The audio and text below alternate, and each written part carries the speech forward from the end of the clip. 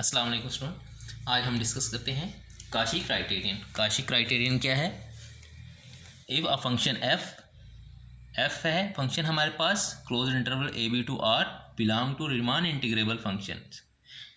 If and only if F कब Riemann integrable function होगा? If and only if for every epsilon greater zero there exist a eta depending on epsilon greater zero such that if P dot and Q dot are any tag partitions.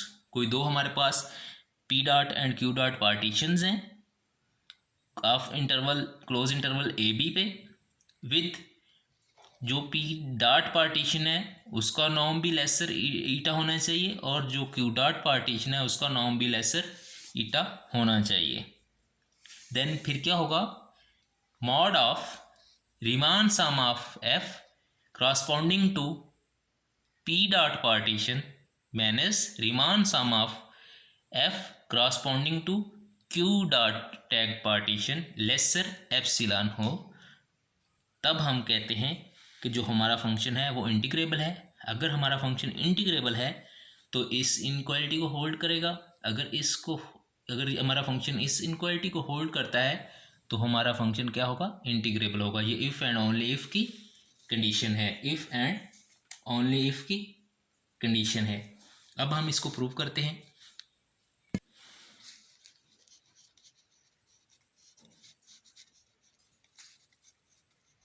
हम let करते हैं कि हमारा function जो है वो integrable है।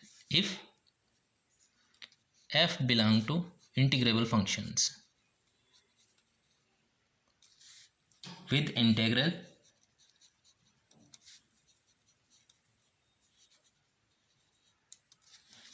L with integral L हम लेट करते हैं, let eta depending on epsilon क्या है? Delta depending on epsilon over 2 है। यह हमने लेट किया है, हमारा ईटा हमने लेट कर दिया ग्रेटर 0। बी such that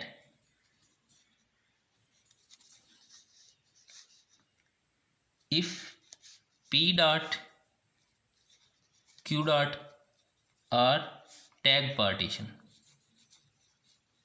हमारे पास दो टैग पार्टीशन होंगी P dot and Q dot, such that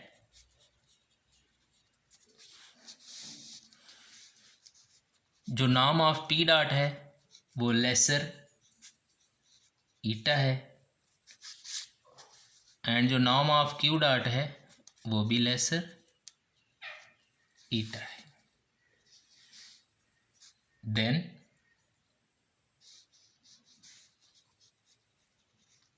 क्या होगा? क्योंकि हमारा फंक्शन तो इंटीग्रेबल है। अगर हमारा फंक्शन रीमान इंटीग्रेबल है, रीमान इंटीग्रेबल की हम बात कर रहे हैं, अगर हमारा फंक्शन रीमान इंटीग्रेबल है तो इस पार्टीशन के लिए भी वो इक्वालिटी होल्ड करेगी, इस पार्टीशन के लिए भी इक्वालिटी होल्ड करेगी। जितनी मर्जी पार्टीशन ले लें ऑन सेम नॉर्म पे, तो क्या हो जाएगा? Mod of Riemann sum of F corresponding to P dot minus L lesser epsilon and Riemann sum of F corresponding to Q dot tag partition minus L lesser, ये भी laser epsilon over 2, ये भी laser epsilon over 2 है।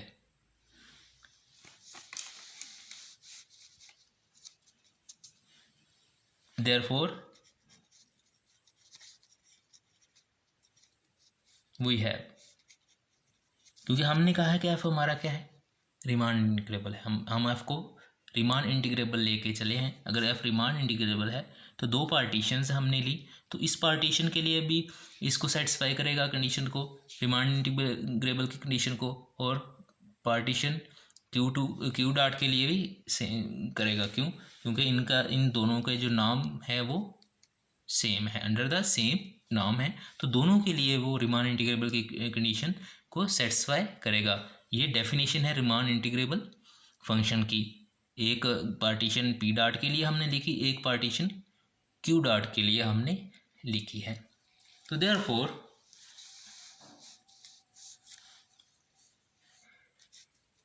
mod of Riemann integrable Riemann sum of f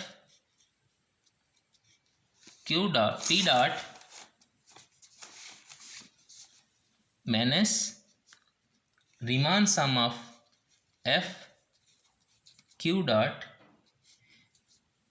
is equal to, हम यहाँ लिख सकते हैं Riemann sum of f p dot minus L plus L minus Riemann sum of f corresponding to q dot का mod. हमने इसमें क्या किया, कुछ नहीं किया, हमने सिर्फ L को प्लस भी कर दिया और L को माइनस भी कर दिया।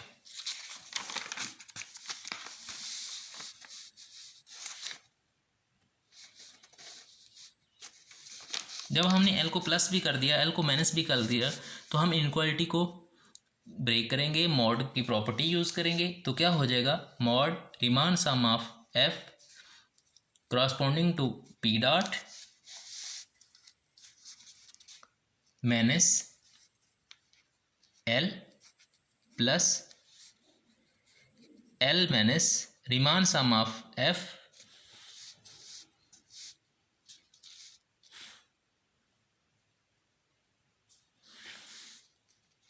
corresponding to Q डॉट लिया जाएगा। अब हमें पता है कि ये चीज़ हमने पीछे डेफिनेशन में लिखी है कि एप्सिलॉन ओवर 2 से छोटी है, और ये चीज़ भी हमने पीछे डेफिनेशन में देखी है कि एप्सिलॉन ओवर 2 से छोटी है। तो क्या हो जाएगी, एप्सिलॉन ओवर 2, ये इक्वालिटी ख़त्म हो जाएगी, प्लस ये भी एप्सिलॉन ओवर 2, तो ये किसकी इक्वल हो जाएगा, एप्सिलॉन। तो यहाँ से हमें क्या मिला कि Riemann sum of F corresponding to P dot minus Riemann sum of F corresponding to Q dot lesser epsilon.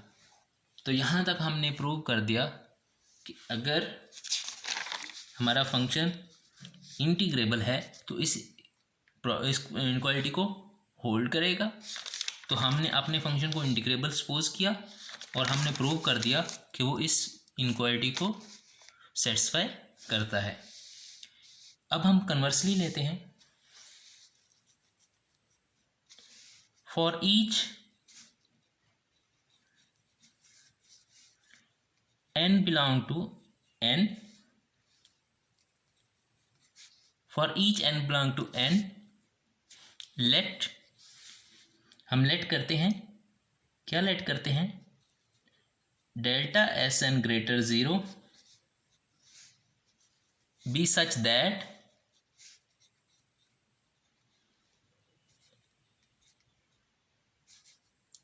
that if P dot and Q dot are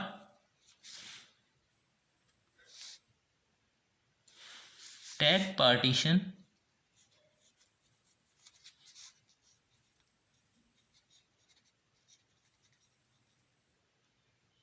with norm lesser delta S.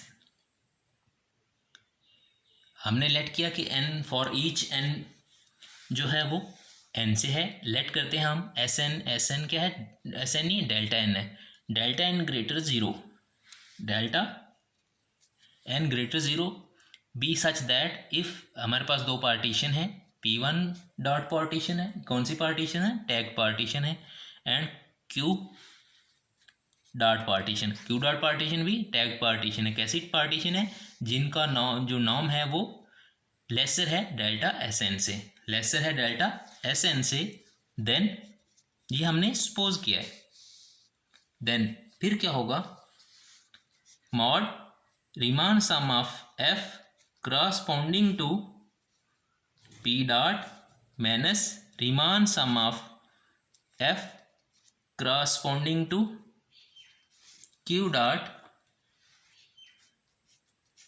Laser हो जाएगा 1/n से, laser हो जाएगा 1/n से, क्योंकि हमने n लिया है n में से और डेल्टा n हमने क्या किया है, सपोज किया है delta n greater or equal to 0। तो S1 के लिए और आ जाएगा, S2 के लिए और आ जाएगा, S3 के लिए, और इसी तरह हमने फिर अपने एप्सिलॉन को भी 1/n कर दिया। एप्सिलॉन भी जैसे जैसे डेल्टा चेंज होता जाएगा और एप्सिलॉन भी चेंज होगा।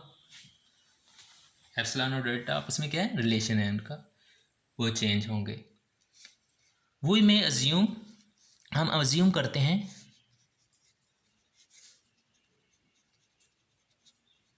क्या अज्यूम करते हैं, that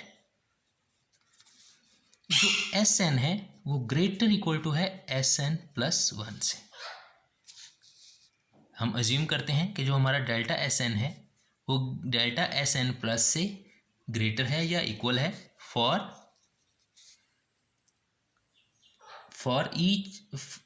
n belong to n, otherwise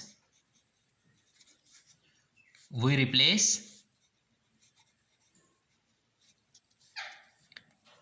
delta n by delta prime n is equal to minimum of delta 1, delta 2 up to delta n। तो हम डेल्टा n से, या तो वो क्या है कि एस एन जो है ग्रेटर इक्वल टू है SN+1 से, अदरवाइज हम क्या करते हैं, हम डेल्टा n को डेल्टा n प्राइम से रिप्लेस कर देते हैं। और डेल्टा n प्राइम क्या है, मिनिमम ऑफ हमारे जो सारे डेल्टाज हैं उनका मिनिमम है, उसे हम रिप्लेस कर देते हैं।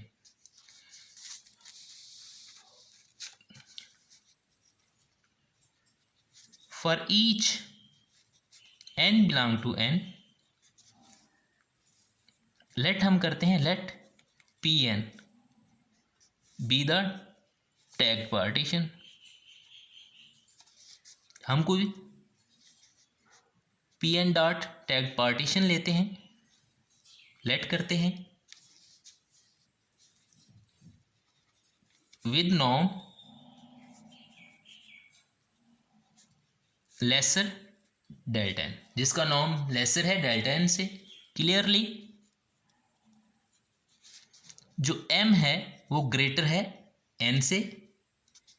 इफ अगर हम m लें ग्रेटर n से, फिर क्या होगा, then both Pn dot and Pm dot, हमने Pn पार्टीशन और Pn और Pm पार्टीशन ली। कंडीशन क्या है कि m जो है वो ग्रेटर है n से, हैव नॉर्म क्या है, lesser delta S N, so that दोनों का नाम क्या है, लेसर है डेल्टा n से, सो दैट क्या हो जाएगा, mod of Riemann sum of f p corresponding to Pn partition minus Riemann sum of f corresponding to Pm partition, lesser हो जाएगा 1/n से फॉर m जो है वो हमारा ग्रेटर है n से। तो इनका डिफरेंस हमने लिख दिया, लेसर n से, ये दो पार्टीशन हो गई for m greater equal to n। अब हम देखें तो ये क्या है, एक सीक्वेंस है। Consequently,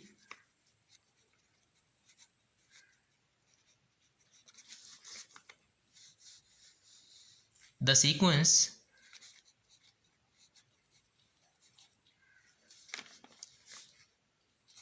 Riemann sum of f corresponding to Pm dot m1 to infinity is Cauchy sequence.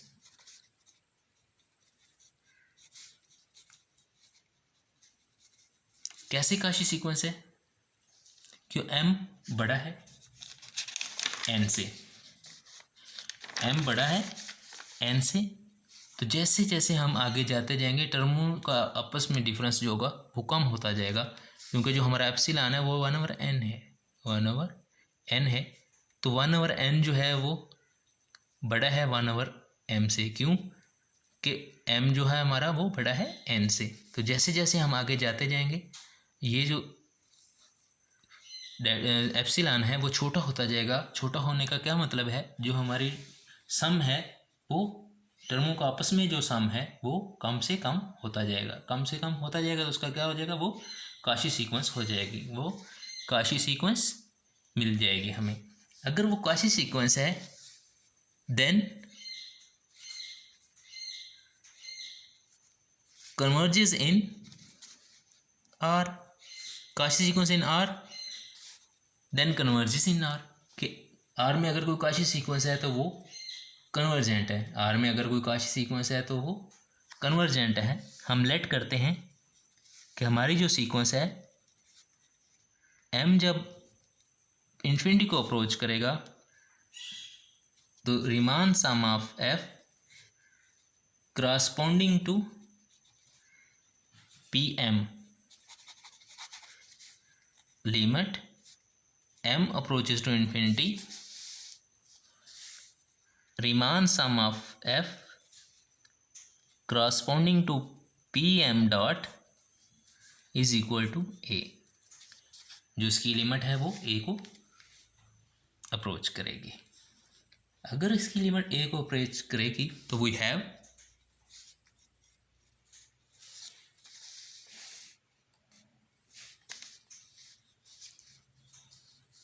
क्या हो जाएगा, mod of Riemann sum of f corresponding to Pn dot minus a lesser 1/n for all n belong to n, क्योंकि इसकी तो हमने limit value ले ली और इसकी लिमिट क्या है, ये सीक्वेंस हमारी अप्रोच कर रही है a को, तो हमने इसको a से रिप्लेस कर दिया, इसको a से रिप्लेस कर दिया टू सी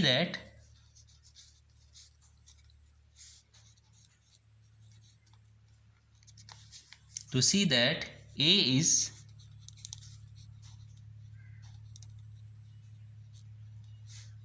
Riemann इंटीग्रल। यहाँ पे a क्या है हमारा, Riemann इंटीग्रल है of function f। Given epsilon greater 0 हम लेट करते हैं कि k है हमारे पास कोई वो जो n से बिलोंग करता है, सेटिस्फाई करता है किस कंडीशन को, कि जो k है वो ग्रेटर है 2/एप्सिलॉन से। इफ q हमारे पास,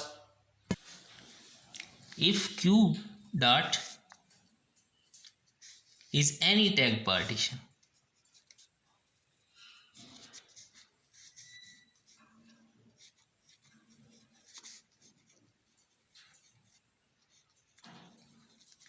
क्यों हमारे पास कोई एनी टैग पार्टीशन है विद नाम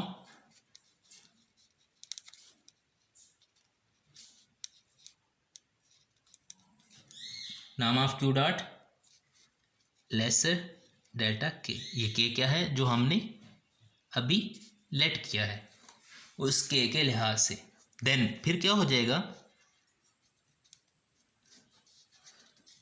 mod of Riemann sum of f corresponding to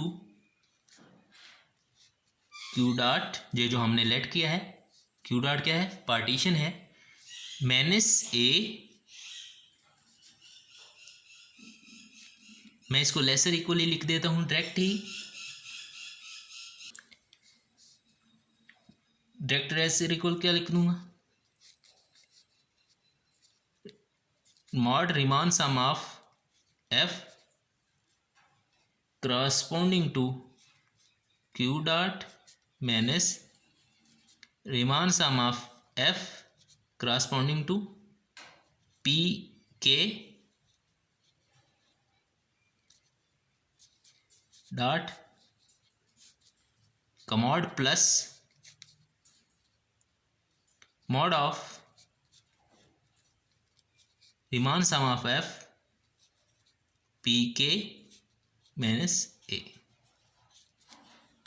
हाँ, इसमें हमने क्या किया, Riemann sum of F corresponding to P K add भी कर दिया और सब्ट्रैक्ट भी कर दिया, तो फिर हमने इस मॉड की को अलग-अलग कर दिया, मैंने डायरेक्ट अलग-अलग कर दिया है, तो क्या हो जाएगा, लेसर इक्वल हो जाएगा। ये चीज़ के लिए 1/n से लेसर है, जब हमने के ले लिया n की जगह तो क्या हो जाएगा, 1/k से लेसर हो जाएगी, प्लस ये भी 1/k से लेसर हो जाएगी, तो ये लेसर हो जाएगा एप्सिलॉन से, ये लेसर हो जाएगा एप्सिलॉन से। तो यहाँ से हमें क्या मिला, ये जो हमारा रिमान सम है, mod of Riemann sum of F corresponding to tag partition Q dot minus A lesser हो गया एप्सिलॉन से, लेसर हो गया एप्सिलॉन से। तो जो हमारा एप्सिलॉन था वो आर्बिट्रेरी था, जो हमारा एप्सिलॉन है वो आर्बिट्रेरी है। अगर एप्सिलॉन आर्बिट्रेरी है तो हमारा जो फंक्शन है वो बिलोंग कर गया रिमान इंटीग्रेबल फंक्शन में से। तो यहाँ ये था काशी क्राइटेरियन, जिसको हमने प्रूव किया। पहले हमने फंक्शन को इंटीग्रेबल लिया और प्रूव कर दिया कि ये कोई इनक्वालिटी होल्ड करती है, फिर हमने वो इनक्वालिटी ली और उसके ज़रिए प्रूव कर दिया कि जो हमारा फंक्शन है वो रीमान इंटीग्रेबल है। Okay, thanks.